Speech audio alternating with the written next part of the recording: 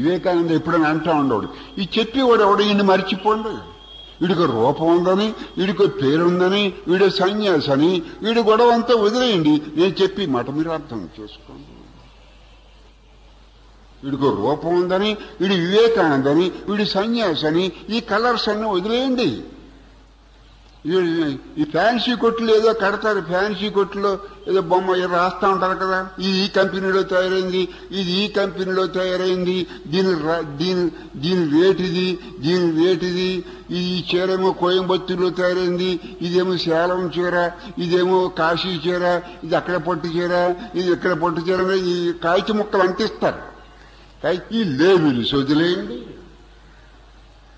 ఇది కాశీలో తయారైందా, అది వివేకానంద ఎక్కడ కలకత్తా వాడ, బెంగాలీ వాడ, తెలుగు వాడ వీడాడు గొడవ వదిలేయండి, ఈ రూపాన్ని వదిలేయండి, ఈ నామాన్ని వదిలేయండి, ఈ సన్యాసిని తీసుకుని ఒక పక్కన పెట్టండి. నేను చెప్పే మాట మీరు అర్థం చేసుకోండి. ఈ నామరూపాలు కూడా మీకొద్దు.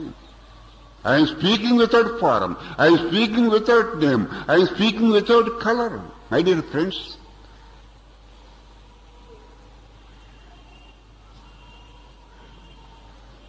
ఈ బట్టలు తీసో పక్కన పెట్టండి. నన్ను సన్యాసిగా కూడా మీరు చుట్టొద్దు, గృహస్థిగా చూడొద్దు.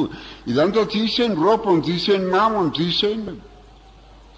ఏకానంద ఎట్టివాడు కూడా మీకు అక్కర్లేదు. ఈ మాటను మీరు అర్థం చేసుకోవడానికి ప్రయత్నించండి. Voice without a name, voice without a form, voice without a colour, voice without a reason, voice without a religion.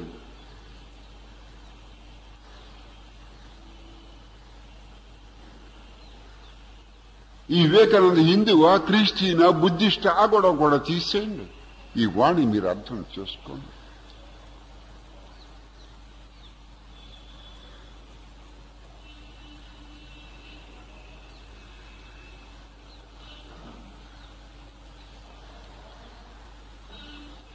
మీకు అనేక అక్కర్లేకపోయిన సంకల్పాలు వస్తూ ఉంటాయి, భయాలు వస్తూ ఉంటాయి, మోహం వస్తూ ఉంటుంది.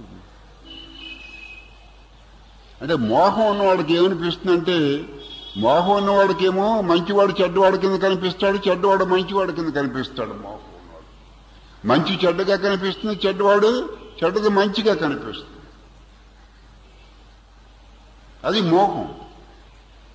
అంటే ఉన్న వస్తువు లేనట్టు కనిపిస్తుంది, లేనిది ఉన్నట్టు కనిపిస్తూ ఉంటుంది. దాన్ని మోహం అంటారు. కోరిక, కోపము, మోహము. అంటే మోహం అంటే మనకి ఏ వస్తువు సుఖం ఇస్తుందో మనకే తెలియదు.